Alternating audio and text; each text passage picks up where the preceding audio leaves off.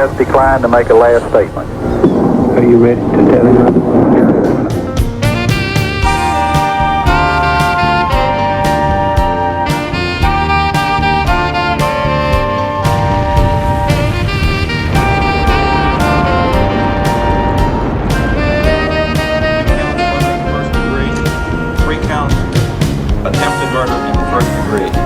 In the name of and by the authority of the state of Florida, grand jurors of the state of Florida and panel have sworn to inquire and true present and make any court account of the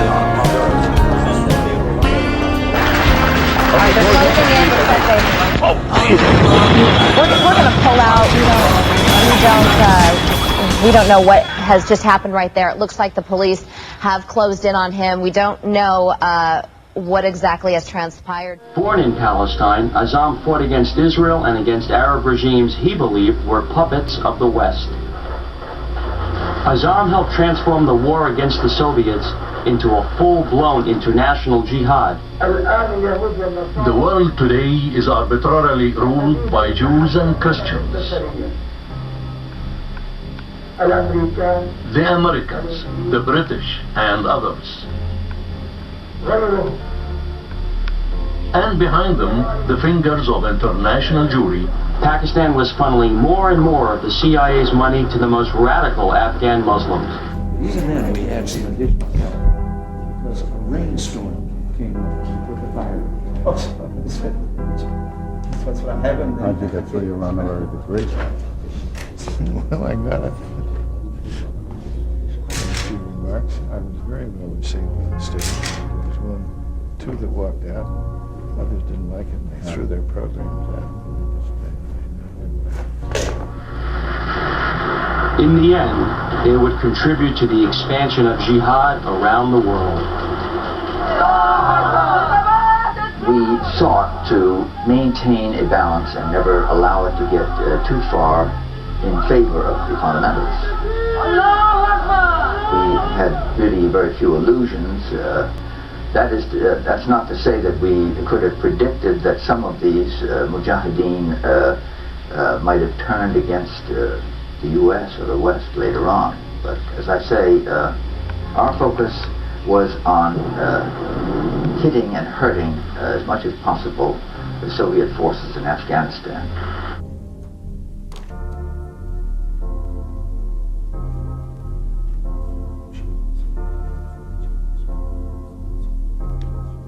You have created a monster and it will destroy you.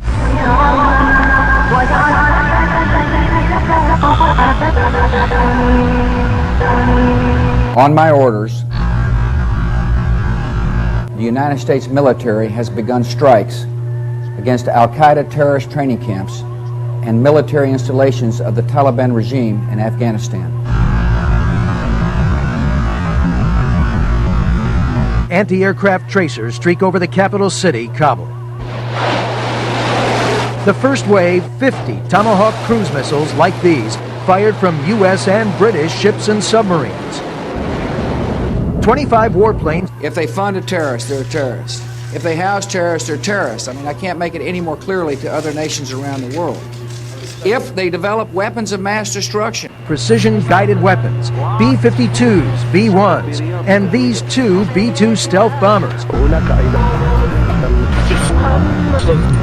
The only way to deal with these terrorist threats is to go at them where they exist. The targets, the Taliban military, air defense systems, command and control bunkers, airfields and warplanes around Kabul, Jalalabad, and Kandahar. Also, terrorist training camps of Osama bin Laden and his Al-Qaeda terrorist network.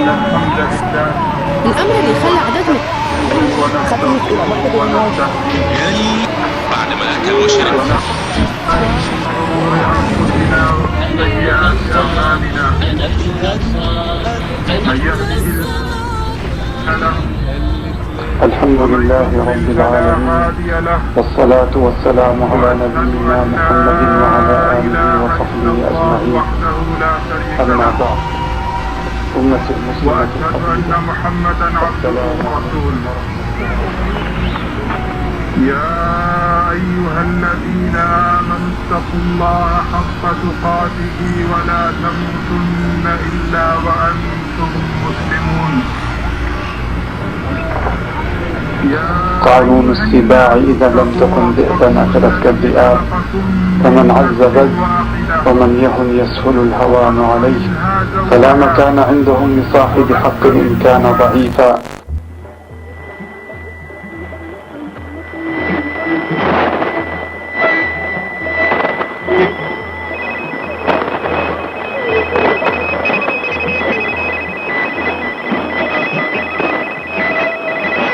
The Soviet-Afghanian War was an armed conflict that took place in the Democratic Republic of Afghanistan from December 1979 to February 1989, marking the beginning of the 46-year-long Afghanian conflict. It saw the Soviet Union and the Afghanian military fight against the rebelling Afghanian al-Mujahideen. These are the mountains called Hindu Kush. They shield the land and the people of the ancient kingdom of Afghanistan.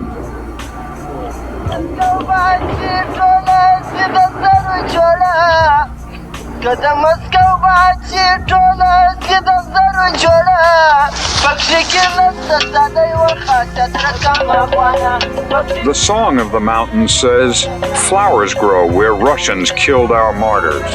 The resistance, the Mujahideen. Certain organizations that would later form al-Mujahideen had existed before the start of the war, such as Jamayatun Islamiyun in 1972 and Al-Hazbu Islamiyu in 1976 as militias and paramilitary groups. The two organizations first took part in the 1975 Benchiri Valley and Lahumanu uprisings and perpetrated acid attacks on women who were unveiled. She was walking to school, a girls' school, in Kandahar. Doctors have managed to save her eyesight, but she was still too shocked and in too much pain to talk to us. On the next bed, her sister Latifa, 16 years old. She told me two men on a motorcycle had thrown the contents of a black bottle over them. It was battery acid. Some al-Mujahideen warlords regularly engaged in acts of pedophilia, such as the practice of bashabazi, keeping one or more boys for personal servitude, sexual pleasure, and using them to display power and social status. The practice was outlawed under the government of the Democratic Republic of Afghanistan and carried the death penalty. Numerous al-Mujahideen commanders additionally regarded schools and its teachers as legitimate targets for attack, with their justification being that the PDPA's leftist ideology was taught in educational institutions to students. Oh my God, we can't have that! We've ended the tyranny of so-called diversity, equity, and inclusion policies all across the entire federal government and indeed the private sector and our military. So it's no coincidence at all that in those layoffs that you mentioned, they went really hard at the division that enforces civil rights. In March 1979, there had been a violent uprising in Kharatun, wherein a number of Soviet military advisors were executed. The PDPA, which had determined that it could not subdue the uprising by itself, asked for urgent Soviet military assistance. In 1979, over 20 requests were sent.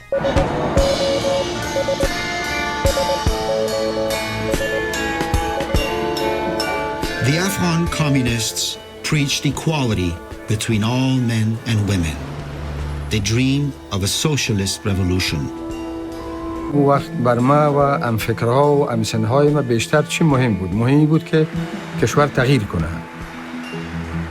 نسل جوان حتی تغییر دین و مذهب میخواست. The communist ideology was at odds with the Muslim faith. It denied the existence of God. And for many Afghans, that was simply unacceptable.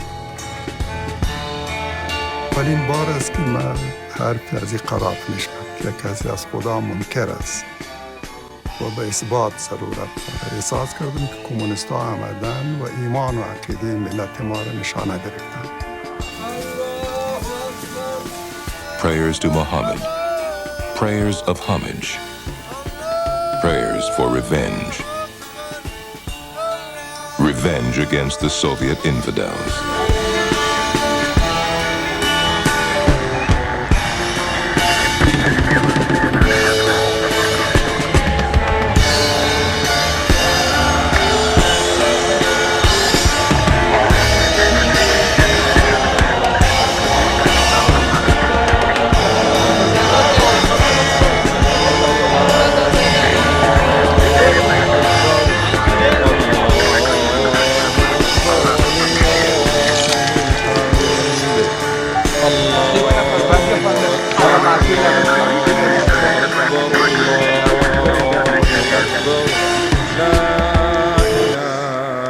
إلا الله والله أكبر. The military raid, Operation Storm 333, was executed by the Soviet Union in Afghanistan on December 27, 1979. Special forces and airborne troops stormed the heavily fortified Khosrow-Tibati in Kabul and assassinated Afghan leader Hafizullah Aminun. During the attack, Aminun still believed the Soviet Union was on his side and told his adjutant, "The Soviets will help us." The adjutant replied that it was the Soviets who were attacking them. Aminun initially replied that this was a lie.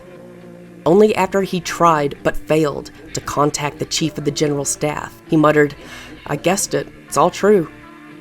He was captured alive by Grom troops, but semi-conscious, suffering convulsions due to interrupted medical treatment related to a poisoning that occurred on December 16th of the same year.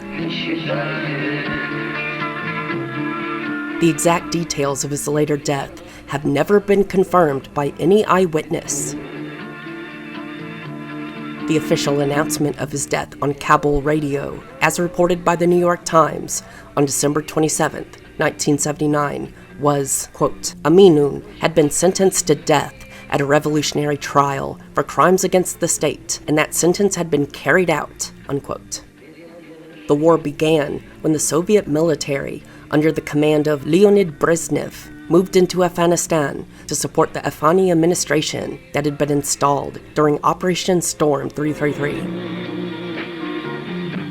Debate over their presence in the country soon ensued in international channels, with the Muslim world and the Western Bloc classifying it as an invasion, while the Eastern Bloc asserted that it was a legal intervention. Nevertheless, numerous sanctions and embargoes were imposed by the international community shortly after the beginning of the conflict.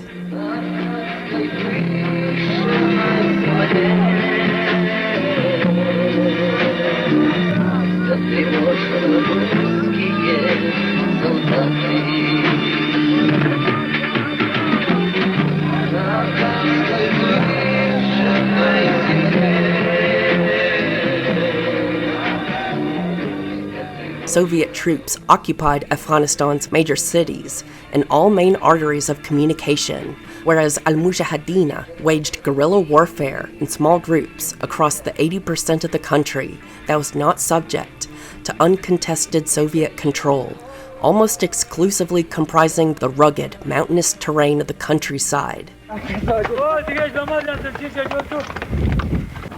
Burdened with ammunition, mines, mortars and machine guns, many of the horses that set out never reached their destination. Broken legs and sheer exhaustion exact a steady toll.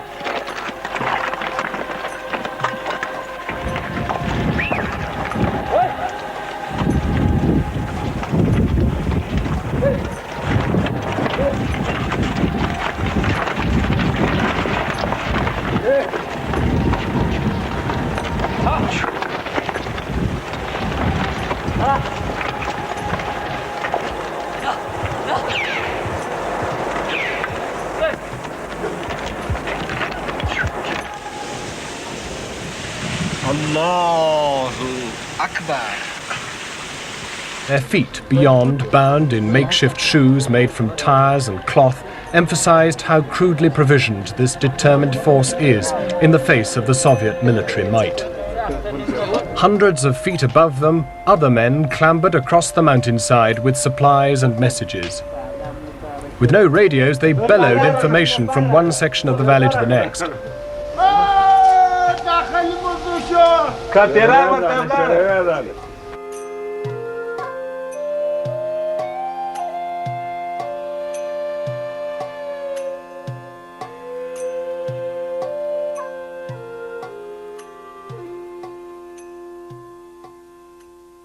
هؤلاء الناس أحمد بن حنبل، الشافعي، العز بن عبد السلام، النووي، سيد قطب، حسن البنا، عبد العزيز البدري، صالح سرية. ما الذي خلدهم؟ ما الذي أظهر ذكرهم؟ كيف كتبت أسماءهم في الكتب؟ إن التاريخ صفحاته قليلة لا تكتب فيها إلا أسماء العظماء. كيف برزت هذه الأسماء؟ إلا بأعمالها، إلا بجهادها، إلا بتضحيتها، إلا بتمسكها، فبرزت قيمهم رغم الظلماء التي تحيط بالمجتمع وتلفه من كل جانب. أقول لكم إذا أردتم أن يظهر الله قيمة يرفعكم في الآخرة فانظروا إلى الآخرة.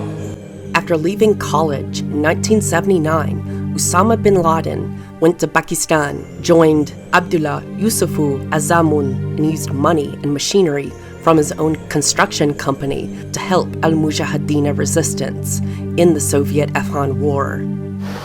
In Islam, we understand that jihad is obligatory on us for two reasons.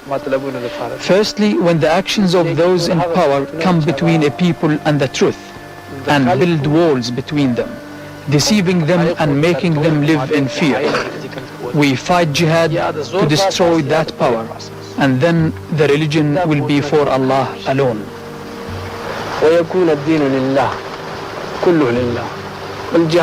And the second purpose of jihad is to free people from slavery and let them live in freedom.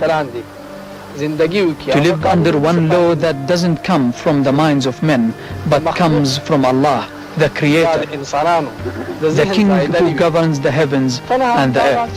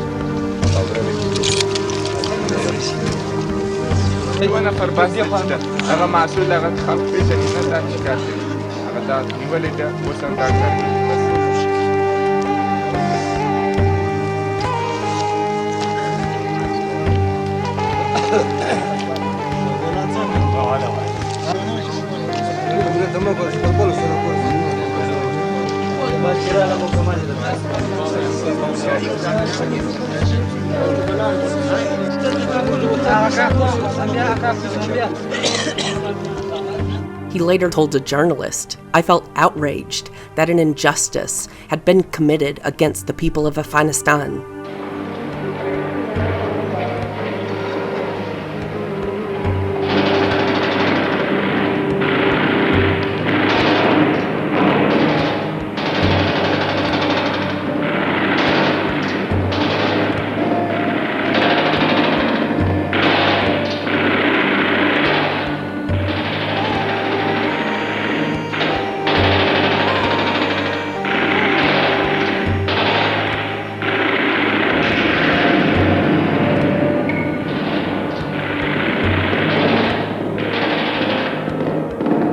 From 1979 to 1992, the U.S., as part of CIA activities in Afghanistan, specifically Operation Cyclone, Al-Mamlakatu Al-Arabiyatu As-Saudiya in China, provided between $6 to $12 billion worth of financial aid and weapons to tens of thousands of al-Mujahideen through Pakistan's Inter-Services Intelligence, ICI.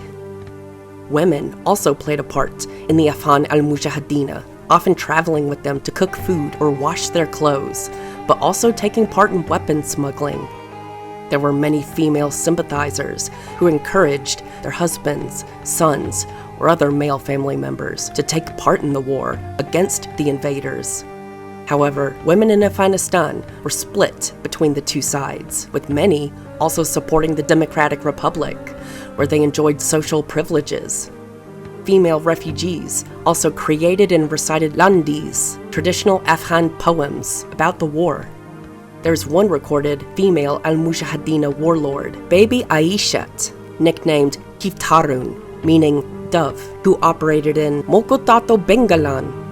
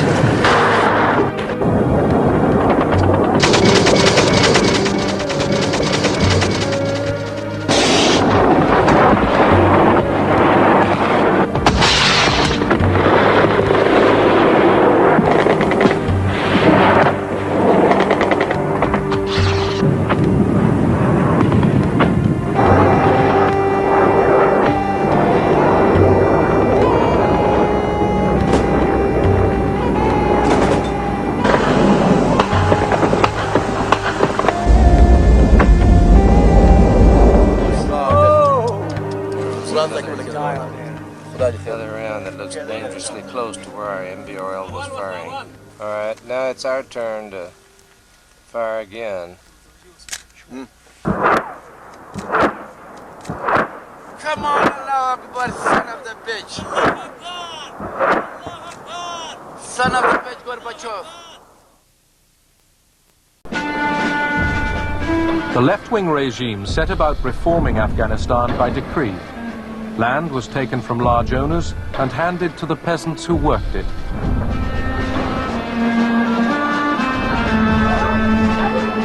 Women were encouraged to stop wearing veils and were put into literacy classes alongside men.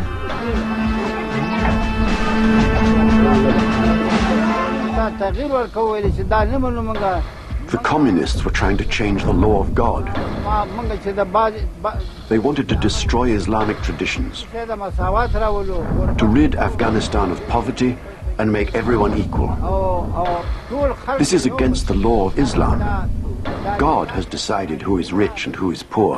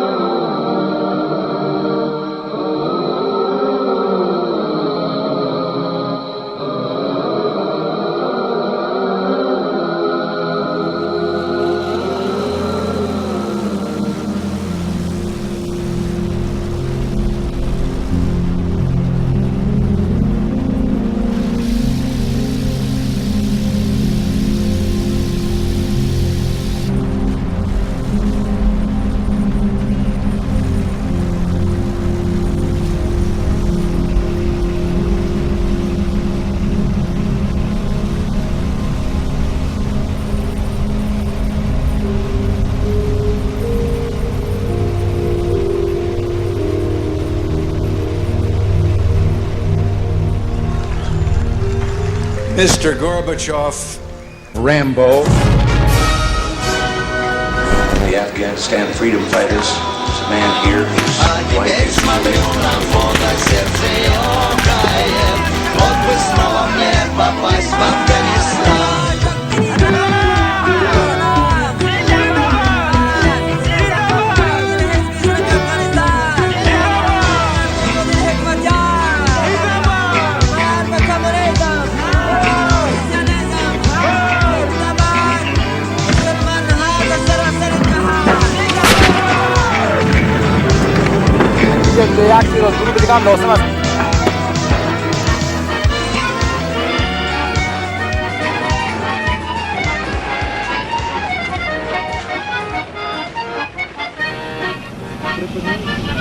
Давай, захотелось. Давай, ну снимай, крутится, там же видно, что. Красивый дукан хочешь снять, да? Марат Купаевич. Марат Купаевич. Самый красивый дукан, да? Или это Вячеславу Ивановичу захотелось?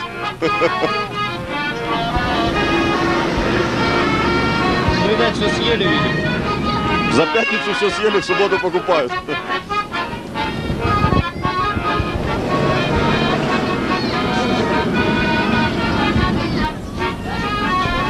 Вот тут идут. Ну, посмотрите, тут идет.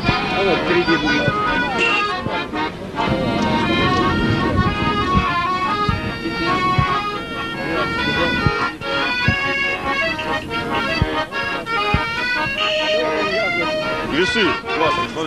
Like the American conflict in Vietnam, Afghanistan is a helicopter war. And like the Huey helicopter in Vietnam, one aircraft comes to embody the Soviet struggle there.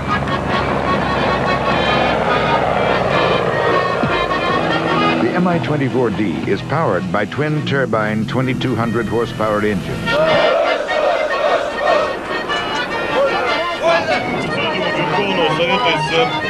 О награждении наших боевых товарищей орденами и медалями за проявленный героизм и мужество при выполнении интернационального долга Республики Афганистан.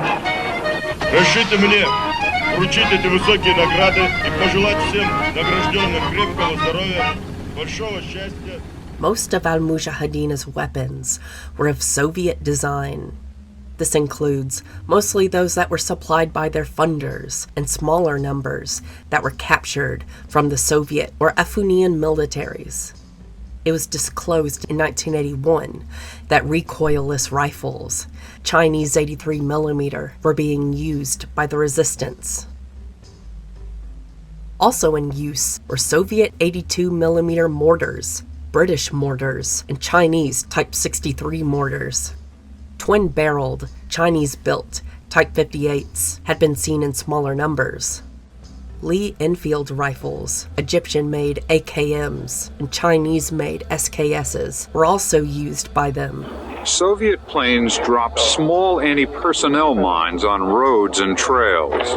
Some are camouflaged, others are made to look like toys. The little mines are called butterflies. They don't kill people. The explosion is a small one. They are booby traps. They maim people. The results are horrible because there is no medical care in the villages. There are only 200 doctors in the whole country. And because the little mines attract small children.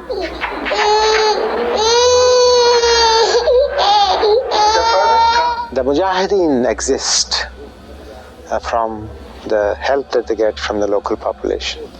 As long as that population exists, the Mujahideen will continue to help. Russians, having discovered this obvious fact, have exerted all their pressures in eliminating that local support for the Mujahideen. So in turn, indirectly, it is directly it is the civilians, but indirectly it is against the Mujahideen as well. In addition to laying millions of landmines across Afghanistan, the Soviets used their aerial power to deal harshly with both Afghani resistance and civilians, leveling villages to deny safe haven to al-Mujahideen, destroying vital irrigation ditches and other infrastructure through tactics of scorched earth. Flak narrowly misses a swooping Su-25.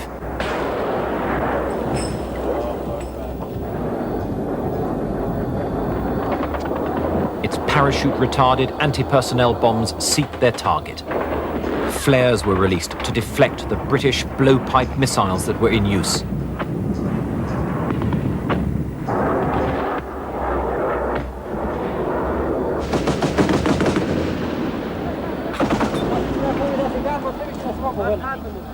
After days of constant use, anti-aircraft fire became increasingly inaccurate. The defenders had fired so many rounds that they had worn out their gun barrels.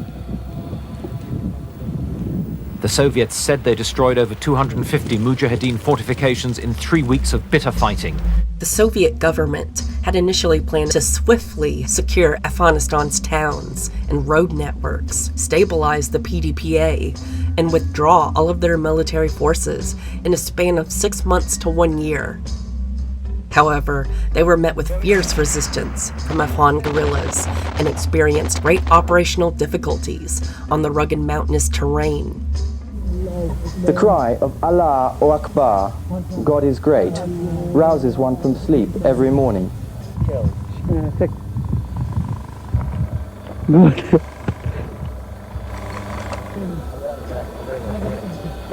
This swimming pool, filled with water from the valley's irrigation channels, is a bomb crater. وجا نار كريس وجا مزايل انفلاك وجا نار نار نار مندوم بسیار بم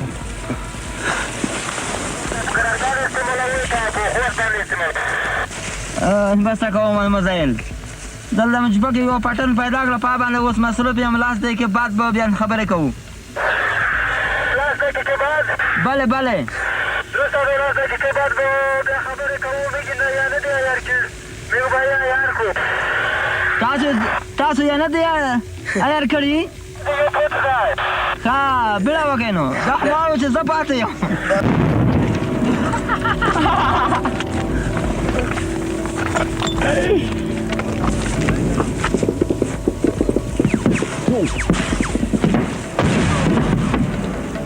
توپو سره داسې عادي شوي یو لکه یو سړی چې والیبال کوي مونږ د توپو نه هېڅ نه وېرېږو مونږ یا د احساساتو سره لوړېږي د توپو سره توپو ډزې په مونږ نیوشي مونږ احساسات نور راپارېږي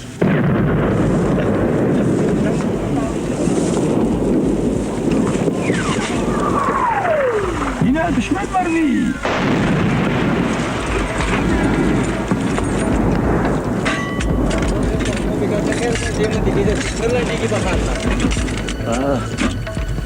دا زړه باد شو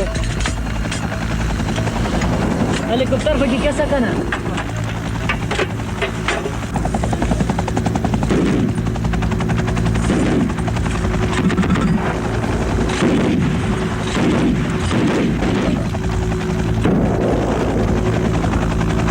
Finally, rather than confronting the Mujahideen, the helicopter strikes the easiest target available, a nearby village.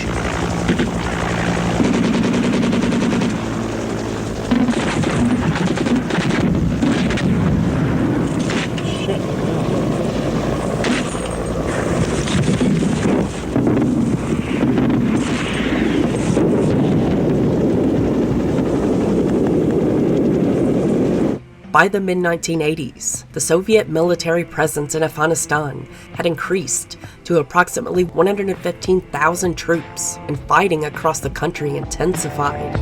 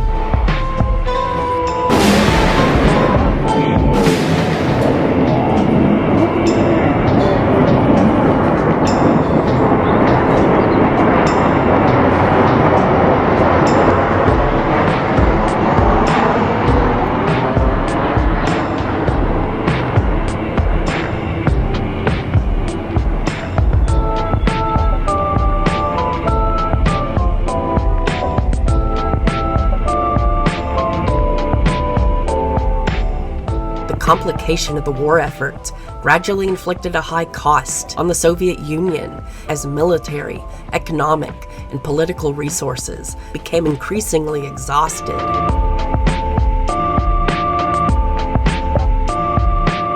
Beginning in 1985, Al-Mujahideen began to receive heavy equipment like bazookas and heavy machine guns, while also receiving better equipment for the cold winters, such as snow boots and ski tents.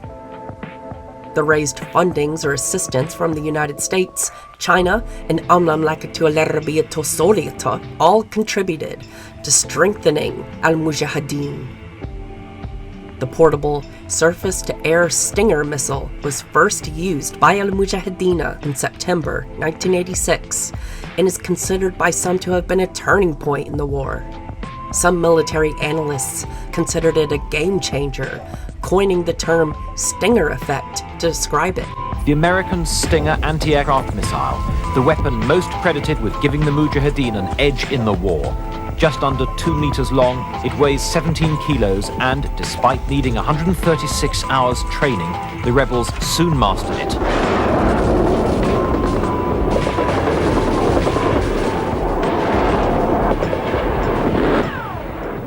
Its highly explosive warhead travels at twice the speed of sound and uses an infrared seeker to intercept its target at a maximum range of 6 kilometers.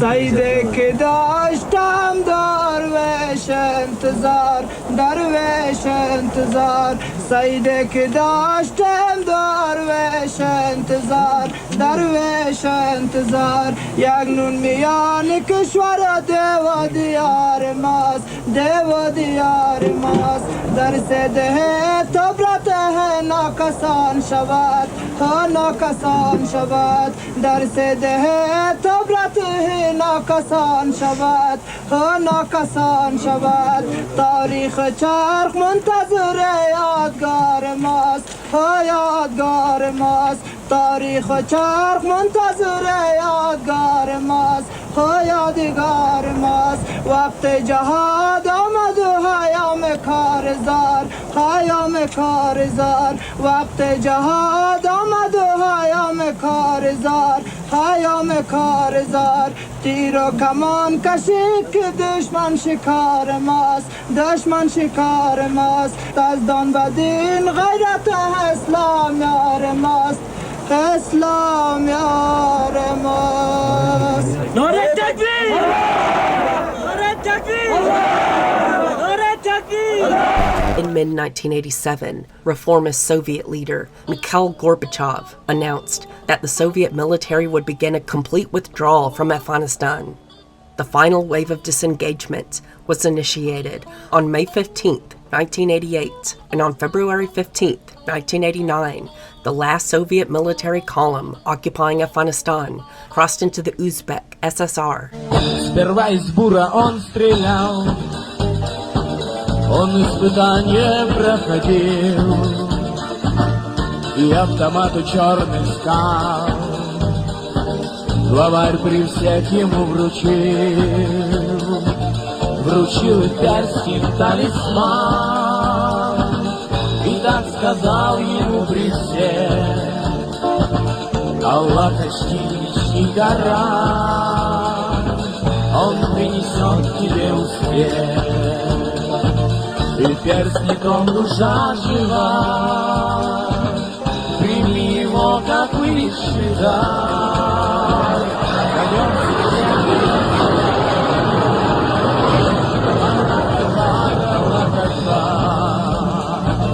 Аллах всесилен, словно жизнь, с тобой прибудет благодать. Ты в шурави не промахни, и в тех, кого велю стрелять. Богатство будешь осиять, добычей будешь наделен, и купишь ты себе дукат, и купишь ты красивых жен, ты обретешь на все. With continued external Soviet backing, the PDPA government pursued a solo war effort against al-Mujahideen, and the conflict evolved into the Afghani Civil War. The Soviet-Afghani War resulted in the deaths of 1 to 3 million Afghanis, while millions more fled from the country as refugees. Most externally displaced Afghans sought refuge in Pakistan and in Iran.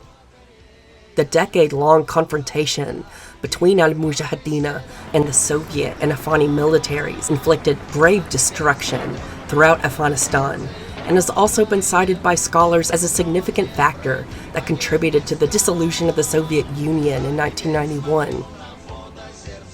It is for this reason that the conflict is sometimes referred to as the Soviet Union's Vietnam in retrospective analyses.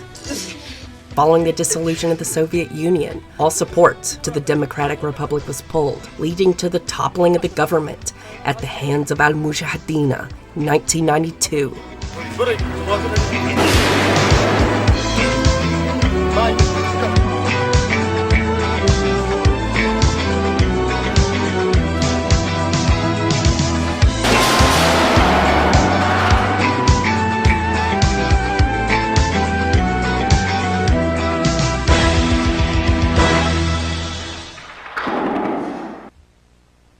Maybe just a little, sir.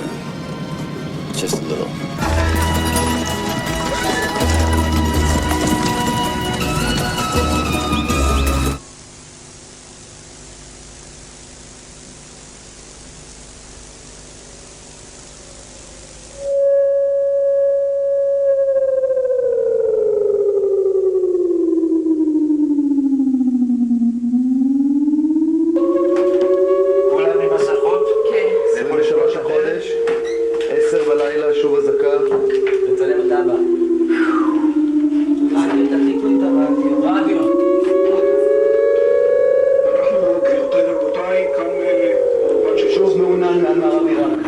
חלק מן התרגולת המוכרת אצלנו, אנחנו נשמע את ההודעה הזאת גם ברוסית כעת.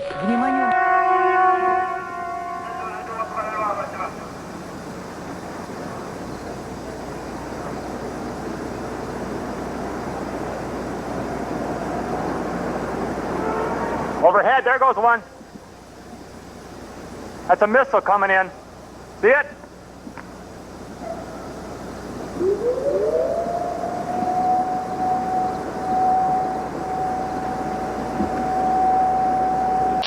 واستغفر الله لي ولكم وصلى الله على سيدنا محمد وآله وصحبه أجمعين. إن الحمد لله نحمده ونستعينه ونستغفره ونعوذ بالله من شرور أنفسنا ومن سيئات أعمالنا.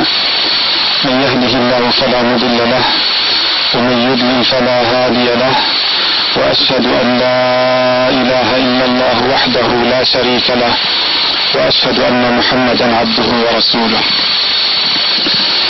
أما بعد فها هي أمريكا قد أصابها الله سبحانه وتعالى في مقتل من مقاتلها. And we've got a cool evening on tap tonight. Ought to be widespread 50s for lows, and during the day tomorrow the upper 70s for highs. Then Thursday, partly sunny, could have a passing shower Thursday evening. Otherwise, dry weather all the way into the weekend. Let's head down to Washington. Hey, Weller, look who's here. Mr. Peanut is here. Yeah, he just did.